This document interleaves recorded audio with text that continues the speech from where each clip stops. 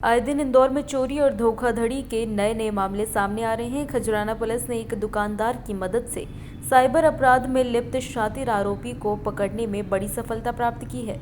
बता दें, आरोपी युवक खुद को पुलिसकर्मी बताकर साइबर की पूरी घटना को अंजाम देता आ रहा था। वहीं दुकानदार की सूझबूझ से आरोपी पुलिस की गिरफ्त में आ चुका है। तो सचिन मुकाती नाम का बंदा है। ये हमारी दुकान पे 31 तारीख को आया था ग्राहक बन के कि मैं विजयनगर थाने में सीएसपी साहब के अंडर में काम करता हूँ और मुझे किराने का सामान चाहिए।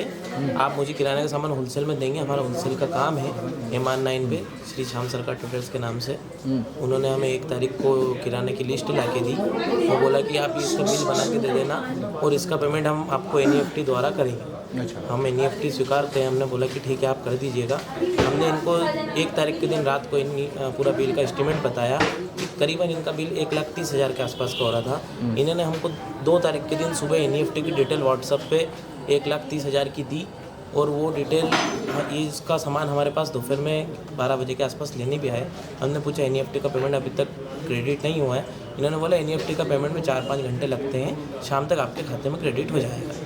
हमने इनकी सारी ट्रांजैक्शन ID वगैरह सब देख के इनको माल दे दिया। इसके बाद इन्होंने हमारा 3 तारीख को संडे आ गया था, इन्होंने फ़ोन नहीं उठाए। 4 तारीख के दिन सुबह बोलते कि आज 6 बजे तक किसी भी हालत में पेमेंट आ जाएगा। हमने इनको फिर प्रयास किया, बोले मैं शिरडी आ गया हूँ, अब 2 दिन में आके करूँगा। 5 तारीख को हम पेमेंट नहीं आने पर हम इनकी IDFC बैंक द्वारा जिससे NEFT हुआ था वहाँ पर गए।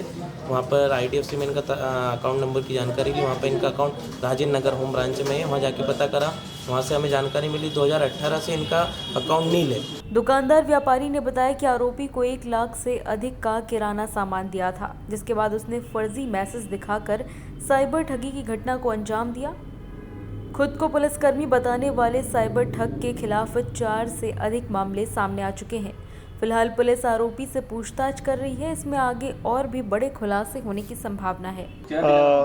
अभी फरियादी ईशान गुप्ता ने हमें सूचना दी थी कि उसकी किराना शॉप है और उस किराना शॉप पे एक व्यक्ति ने अपने आप को पुलिस वाला बताया कि मैं CSP विजयनगर साहब के यहाँ पर काम करता हूँ और उसने उसकी शॉप से 1,30,000 का जो है किराना सामान परचेस करने की लिस्ट दी और सामान परचेस किया था। पहले उस सामान में उसने बताया था कि मैं NEFT से आपको पेमेंट करूँगा और उसने IDFC बैंक के ऐप के माध्यम से पहले 60,000 कुछ को पेमेंट करने के लिए बताया था और जो पैसा उसने ऐप के थ्रू पेमेंट किया था वो एक्चुअली उसने उसका फ़ायदा उठाकर उसने एक्चुअली ये आरोपी जो है वो एथिकल हैकर भी है।